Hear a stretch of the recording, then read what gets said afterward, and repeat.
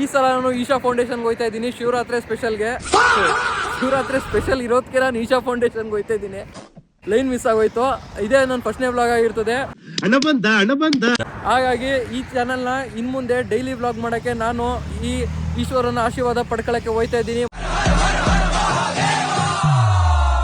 ಮತ್ತು ಈಶಾ ಫೌಂಡೇಶನಲ್ಲಿ ಯಾವ ರೀತಿಯಾಗಿ ವರ್ತಿಸ್ತಾರೆ ಅಂತ ನಾನು ತಿಳ್ಕೊಳ್ಳೋಕ್ಕೆ ಇವತ್ತು ಹೋಗ್ತಾ ಇದ್ದೀನಿ. ಅಂದರೆ ಲೈಕ್ ಕಾಮನ್ ಪೀಪಲ್ಗಳಿಗೆ ಯಾವ ರೀತಿಯಾಗಿ ಈಶಾ ಫೌಂಡೇಶನಲ್ಲಿ ವ್ಯಾಲ್ಯೂ ಇದೆ ಅಂತ ಈ ವ್ಲಾಗಲ್ಲಿ ನಾನು ತೋರ್ಸೋಕ್ಕೆ ಇಷ್ಟಪಡ್ತೀನಿ ಗುರು. ಶಿವರಾತ್ರಿ ಸ್ಪೆಷಲ್ ಆಗಿರೋ ಕಾರಣ ಇಲ್ಲಿ ಬಸ್ಗಳು ತುಂಬಾ ರಶ್ ಇತ್ತು. ನಾನು ನಮ್ಮ ಬ್ರದರ್ಸು ಸ್ಲೀಪರ್ ಕೋಚ್ನ ಬುಕ್ ಮಾಡ್ಕೊಂಡು ಫಸ್ಟ್ ಟೈಮ್ ಸ್ಲೀಪರ್ ಕೋಚ್ ಕತ್ತುತ್ತಿರೋ ಎಕ್ಸ್ಪೀರಿಯನ್ಸ್ ಇದ್ದು ನಂದು. ಎಲ್ಲ ಆಗಲೇ ಮನೆಗೆ ಹೋಗ್ಬಿಟ್ಟವ್ರೆ.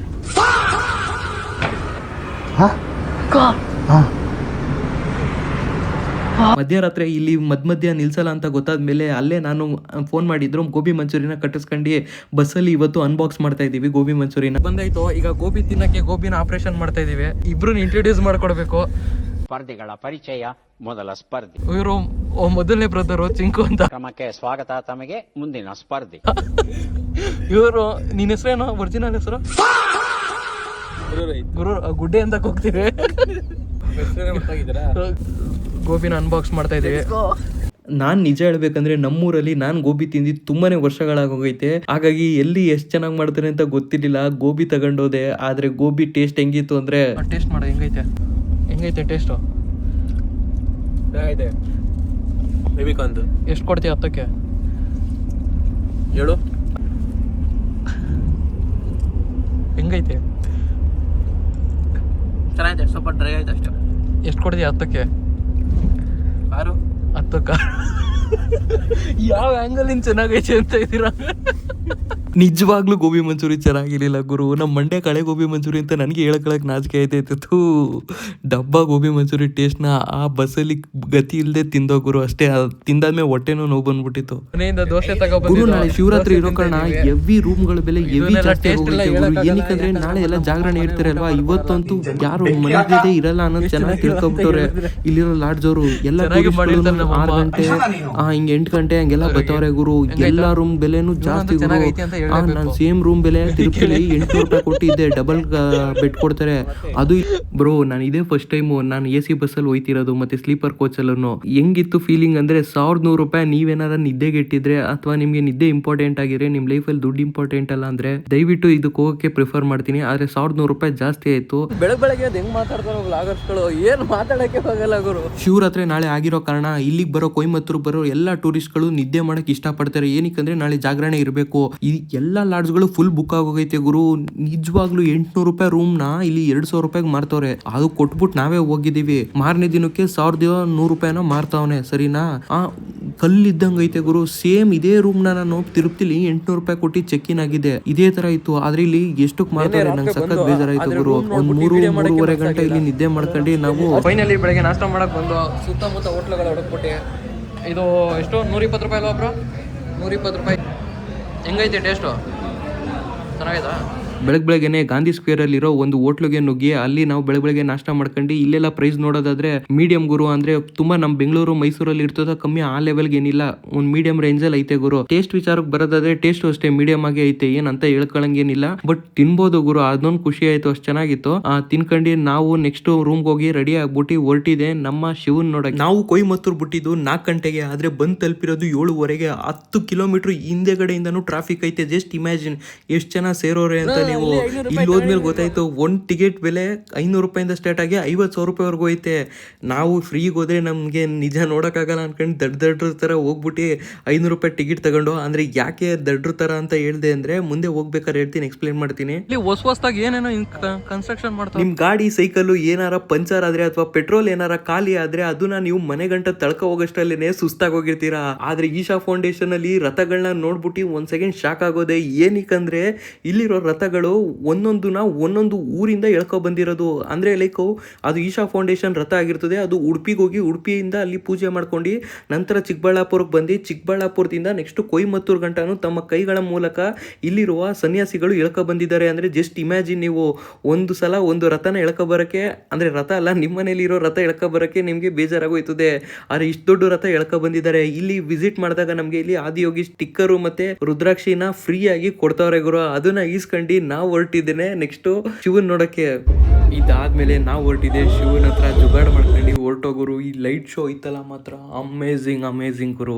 ಈ ಲೈಟ್ ಶೋ ಯೂಟ್ಯೂಬಲ್ಲಿ ನಿಮಗೆ ಸಿಗ್ತದೆ. ಫುಲ್ ವಿಡಿಯೋನ ಯೂಟ್ಯೂಬಲ್ಲಾದರೂ ನೋಡಿ, ಅಥವಾ ಯೂಟ್ಯೂಬಲ್ಲಿ ನೋಡಿದ್ರೆ ಅಷ್ಟು ಚೆನ್ನಾಗಿರಲ್ಲ. ರಿಯಲ್ ಲೈಫಲ್ಲಿ ಒಂದ್ಸಲ ಈಶಾ ಫೌಂಡೇಶನ್ ವಿಸಿಟ್ ಮಾಡಿ ರಾತ್ರಿ ಹೊತ್ತು ಈ ಲೈಟಿಂಗ್ ಶೋನ ಮಿಸ್ ಮಾಡ್ಕೊಳ್ಳೋಕೆ ಹೋಗ್ಬೇಡಿ ಗುರು. ಲೈಟಿಂಗ್ ಶೋ ನೋಡ್ಕೊಂಡು ಕಳೆದೋದೆ ಒಂದು 5 ಸೆಕೆಂಡು.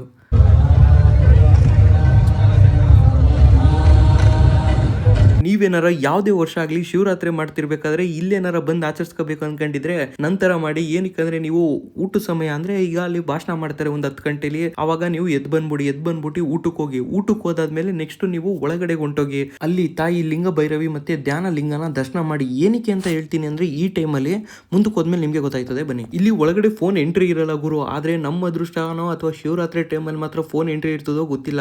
ಇದು ಸೂರ್ಯಕುಂಡ ಗುರು. ಸೂರ್ಯಕುಂಡದಲ್ಲಿ 3 ಲಿಂಗಗಳಿರ್ತದೆ. ನೀರು ಮಾತ್ರ ಫುಲ್ ಕೋಲ್ಡ್ ಆಗಿರ್ತದೆ. ಕೋಲ್ಡ್ ಆಗಿರೋ ಕಾರಣ ನೀವು 11 ಗಂಟೆಗೆ ಏನಾರ ಈ ಜಾಗಕ್ಕೆ ಬಂದ್ರೆ ಆ ಟೈಮಲ್ಲಿ ನಮ್ಮ ಕಣ್ಗಳು ಎಳೆಯೋದು ಸಹಜ. ಏನಕ್ಕಂದ್ರೆ ನಾವು ಮನ್ಗೋದು ಬೇಗ ಅಲ್ವಾ. ಆ ಟೈಮಲ್ಲಿ ಇಲ್ಲಿಗೆ ಬಂದ್ರೆ ಇಲ್ಲಿರೋ ನೀರು ತುಂಬಾನೇ ಕೋಲ್ಡ್ ಇರ್ತದೆ. ಆಗ ನಮ್ಮ ಮೈಂಡು ಆಕ್ಟಿವೇಟ್ ಆಯ್ತದೆ, ನಿದ್ದೆ ಹೊಂಟೋಯ್ತದೆ ಗುರು. ಹಾಗಾಗಿ ಈ ಜಾಗಕ್ಕೆ ಬರೋದು ನಾನು ರೆಕಮೆಂಡ್ ಮಾಡ್ತೀನಿ. ಆದ್ರೆ ಇಲ್ಲಿ 1 ಟಿಕೆಟ್ 100 ರೂಪಾಯಿ ಮಾಡ್ತಾರೆ ಶಿವರಾತ್ರಿ ಟೈಮಲ್ಲಿ ಮಾತ್ರ ಅಂತೆ. ಅದು ನಂಗೆ ಸರಿ ಗೊತ್ತಿಲ್ಲ. ನಾನು 100 ರೂಪಾಯಿ ಕೊಟ್ಬಿಟ್ಟು ಸೂರ್ಯಕುಂಡಕ್ಕೆ ಇಳಿಯಕ್ಕೆ ಹೊರಟೋಗ್ಬಿಟ್ಟೆ ಗುರು. ಅಲ್ಲೆಲ್ಲ ಫೋನ್ ಇಲ್ಲ, ಹಾಗಾಗಿ ಅಲ್ಲೇನು ವಿಡಿಯೋ ರೆಕಾರ್ಡ್ ಮಾಡಕ್ ಆಗಲ್ಲ. ಈ ಜಾಗದಲ್ಲಿ ಲಿಂಗ ಭೈರವಿ ಇರೋದು. ಲಿಂಗ ಭೈರವಿ ಇರೋ ಜಾಗದಲ್ಲಿ ಫೋಟೋ ವಿಡಿಯೋ ತೆಗಿಯಂಗಿಲ್ಲ. ತೆಗಿಯಕ್ಕೆ ಪರ್ಮಿಷನ್ ಕೊಟ್ಟರು ತೆಗಿಯಕ್ಕೆ ಇಷ್ಟಪಡಲ್ಲ. ಏನಕ್ಕಂದ್ರೆ ಸಖತ್ತಾಗೈತೆ. ಬಂದಾಗ ಮಿಸ್ ಮಾಡೋಕೆ ಹೋಗ್ಬಿಡಿ. ಒಂದು ಒಳಗಡೆ ಆ್ಯಂಡ್ ನೀವೇನಾರ ಬಂದರೆ ಇಲ್ಲಿ ಧ್ಯಾನ ಮಾಡಿಸ್ತಾರೆ. ಮಾಮೂಲಿ ಟೈಮಲ್ಲಿ ಫೋನ್ ಅಲೋ ಇರಲ್ಲ. ಅಲ್ಲಿ ಧ್ಯಾನ ಮಾಡಿಸೋ ಜಾಗ. ಈ ಜಾಗದಲ್ಲಿ ನೋಡಿ ನಿಂತ್ಕೊಳ್ಳೋಕೆ ತುಂಬಾ ಖುಷಿ ಆಗ್ತೈತಿ. ಇಲ್ಲಿಂದ ದರ್ಶನ ಎಲ್ಲ ಮುಗಿಸ್ಕೊಂಡು ಈಗ ಕಾವೇರಿ ಕಡೆಗೆ ಹೋಗ್ತಾ ಇದ್ದೀವಿ. 500 ರೂಪಾಯಿ ಟಿಕೆಟ್ ತಗೊಂಡಿರೋದು ಯೂಸ್ ಆಗಲಿ ಅಂತ. ಮಾಡೋಕ್ಕಾಗಲ್ಲ. ಸೂರ್ಯಕುಂಡ ಫಸ್ಟು ಕಮ್ಮಿ ಕಾಸಿತ್ತು, ಬಟ್ ಈಗ ಇಷ್ಟೊಂದು ಮಾಡೋಣ ಗೊತ್ತಿಲ್ಲ. ಎಲ್ಲ ಬಿಸ್ನೆಸ್ ಆಧ್ಯಾತ್ಮಕ್ಕೆ ಹೋಗ್ಬೇಕಂದ್ರೆ ಇವತ್ತು ದುಡ್ಡು ಮಾಡಿಬಿಟ್ಟೆ ಹೋಗ್ಬೇಕು. ಏನಕ್ಕಂದರೆ ಅಲ್ಲಿ ಎಲ್ಲದಕ್ಕೂ ಕಾಸು ಕೇಳ್ತಾರೆ ಅಲ್ವಾ ಬ್ರೋ. ನನಗೆ ಬದುಕು ಬೇಡ, ನಾನು ಆಧ್ಯಾತ್ಮದ ಕಡೆಗೆ ಹೋಯ್ತೀನಿ. ನಾನು ದುಡ್ಡು ತೆಗಿ ಆಮೇಲೆ ಆಧ್ಯಾತ್ಮಕ್ಕೆ ಹೋಗ್ಬೇಕು ಅನ್ನಿಸ್ತದೆ ನನಗೇನೋ. ಅಷ್ಟೊಂದು ಎಕ್ಸ್ಪೆನ್ಸಿವ್ ಆಗೈತೆ ಅಲ್ವಾ ಬ್ರೋ. ಇಲ್ಲಿ ಕಾಸು ಇದು ಫ್ರೀ ಆಗಿ ಕುತ್ಕೊಳ್ಳೋರ್ಗೆ ಜಾಗ ಆಗೈತೆ ಗುರು. ನಾನು ಇದೆಲ್ಲ ನೋಡ್ಬಿಟ್ಟು ಫಸ್ಟ್ ಆಶ್ಚರ್ಯನೇ ಆಗೋದೆ. ನಾನು ದುಡ್ಡು ಕೊಟ್ಟು ಹೋಯ್ತಿರೋದು ತುಂಬಾನೇ ಒಳ್ಳೆ ಕೆಲಸ ಮಾಡ್ತಾ ಇದ್ದೀನಿ ಅಂತ. ಯಾಕಂದ್ರೆ ಇಲ್ಲಿ ನೋಡು ಗುರು, ಈ ಕಡೆ ಎಗ್ರೆ ಬರಕ್ಕಾಗಲ್ಲ. ಅಷ್ಟೊಂದು ಟೈಟ್ ಸೆಕ್ಯೂರಿಟಿ ಮಾತ್ರ ನೆಕ್ಸ್ಟ್ ಲೆವೆಲ್ ಕೊಟ್ಟಿದ್ರು. ಮಾತ್ರ ವಾಲಂಟಿಯರ್ಸು ಮಾತ್ರ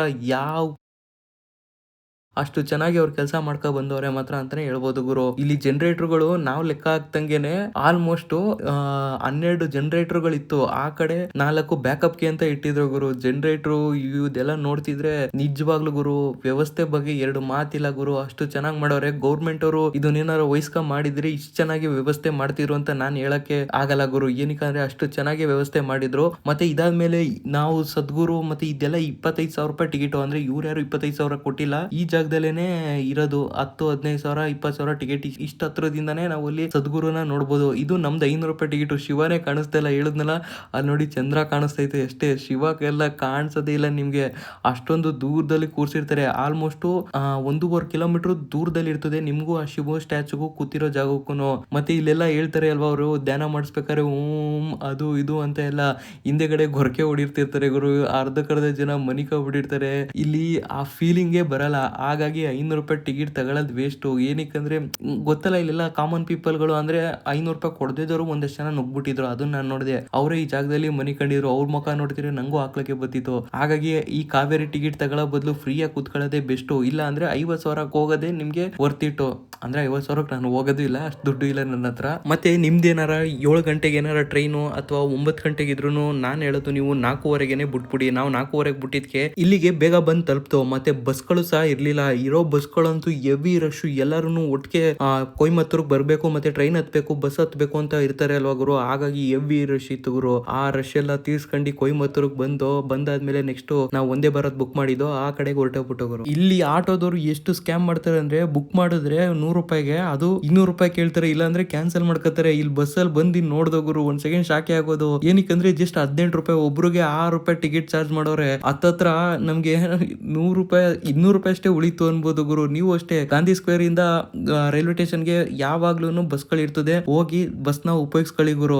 ಬೆಂಗಳೂರಿಗೆ ಆಲ್ಮೋಸ್ಟ್ 1400 ರೂಪಾಯಿ ಐತೆ ಬಿಲ್ಲು ವಿತ್ ಊಟ ಸೇರಿಸಿ, ಸರಿನಾ? ಇಲ್ಲಿ 2 ತರ ಪೇಪರ್ ಕೊಡ್ತಾರೆ, ಒಂದು ತಮಿಳು ಆಮೇಲೆ ಇನ್ನೊಂದು ಇಂಗ್ಲಿಷ್ ಕೊಡ್ತಾರೆ. 3 ತರ ಪೇಪರು. ಈ 3 ತರ ಪೇಪರು ನಾವೇನು ಓದ್ತಿರ್ಲಿಲ್ಲ, ಏನಕ್ಕಂದ್ರೆ ನಿದ್ದೆ ಮಾಡೋ ಮೂಡಲ್ಲಿ ಇದ್ದೋ. ಸೊ ಹಾಗಾಗಿ ಟ್ರೈನ್ ಏನು ಎಕ್ಸ್ಪ್ಲೋರ್ ಅಷ್ಟಾಗಿ ಮಾಡ್ಲಿಲ್ಲ. ಸೊ ನಿದ್ದೆ ಮಾಡಕ್ ಹೋಯ್ತಿದ್ದೋ, ನಿದ್ದೆ ಬರ್ತಿರ್ಲಿಲ್ಲ. ಯಾಕಂದ್ರೆ ಹೆವಿ AC ಇತ್ತು ಗುರು. ನಾನು AC ಯಾವತ್ತೂ ಬಲಂತೋನೆ ಅಲ್ಲ, ಯಾಕಂದ್ರೆ ಪ್ಯೂರ್ ಮಂಡ್ಯದವನಾಗಿರೋದ್ರಿಂದ. ಬೆಂಗಳೂರಿಗೆ ಹೋದೋ, ಬೆಂಗಳೂರಿಂದ ನೆಕ್ಸ್ಟ್ ಜನರಲ್ ಗೆ ಶಿಫ್ಟ್ ಆದ ಗುರು. ಅಲ್ಲಿ ನಿಜವಾಗ್ಲೂ ವ್ಲಾಗ್ ಹೆಂಗ್ ಮಾಡ್ತಾರೋ ಅನ್ನಿಸ್ತದೆ ಗುರು. ನನಗಂತೂ ವ್ಲಾಗ್ ಮಾಡೋದು ಇಷ್ಟ ಕಷ್ಟ ಅಂತ ಗೊತ್ತಿರ್ಲಿಲ್ಲ. ಇಷ್ಟೆಲ್ಲ ಮಾತಾಡ್ಬೇಕಿತ್ತು ನಾನು ವ್ಲಾಗ್ ಅಲ್ಲಿ, ಆದ್ರೆ ವ್ಲಾಗ್ ಅಲ್ಲಿ ಮಾತಾಡಿಲ್ಲ ಅನ್ನೋದೇ ಸಖತ್ ಬೇಜಾರೈತೈತೆ. ಸರಿನಾ? ಅವ್ರಿಬ್ರಿಗೂ ಈಗ ಬಾಯ್ ಹೇಳ್ಬಿಟ್ಟೆ ಬ್ರೋ ಬಾಯ್ ಬಾಯ್.